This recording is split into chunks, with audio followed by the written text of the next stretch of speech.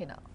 બનાસ ડેરીની 16 બેઠકો માટેની ચૂંટણી પ્રક્રિયામાં અત્યાર સુધીમાં કુલ 42 ઉમેદવારી ફોર્મનું વિતરણ થયું છે। આમાંથી કાંકરેજ બેઠક પર 2 અને પાલનપુર બેઠક પર 1 સહિત કુલ 3 ઉમેદવારી પત્રો ભરાયા છે। સૌથી વધુ રસ વડગામ બેઠક પર જોવા મળી રહ્યો છે, જ્યાં 11 ફોર્મનું વિતરણ થયું છે। ગઈકાલે પૂર્વ કેન્દ્રીય મંત્રી હરિ ચૌધરીએ પાલનપુર બેઠક પરથી ઉમેદવારી પત્ર ભર્યું છે। સંવાદદાતા ધ્રુવ જોડાયા છે। ધ્રુવ, શું જાણકારી? જી ચોક્કસથી હિના, જે રીતે બનાસ ડેરીની જે રીતે ચૂંટણીની તારીખો જાહેર થઈ છે ને, લઈને જે ઉમેદવારો હોય છે, જે દાવેદારો હોય છે, પોતાની ઉમેદવારી નોંધાવી રહ્યા છે। ખાસ કરીને જે રીતે વાત કરવામાં તો બનાસ ડેરીની આ ચૂંટણી છે, તેના અંદર અત્યાર સુધી 42 જેટલા ફોર્મનું વિતરણ પણ થઈ ચૂક્યું છે। કાંકરેજ બેઠક પરથી 2, પાલનપુર બેઠક પરથી 1 મળીને કુલ 3 ઉમેદવારી પત્રો છે તે ભરાયા છે।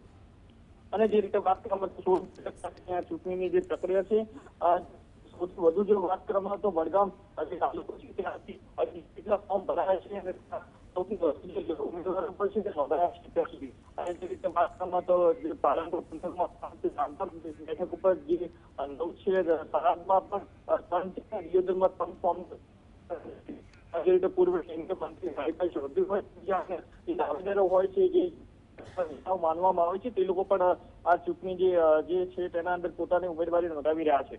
જે રીતે પાર્ટીની મેન્ડેટ અંગેની જે અનિશ્ચિતતા વચ્ચે કે કોંગ્રેસના બેઠક પરથી અન્નાભાઈ પટેલ છે, તેઓ 2 ફોર્મ ભર્યા છે।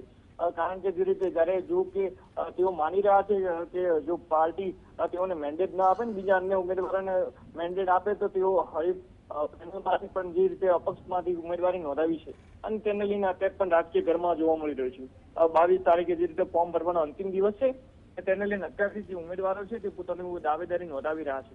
અને હાલ જે રીતે કહી શકાય છે કે અમદાવાદ જે નેતાઓ છે તે આ ચૂંટણી પ્રક્રિયામાં ક્યાંક રસ દાખવતા હોય તેવું જોવા મળી રહ્યું છે। જી ધ્રુવ, આભાર।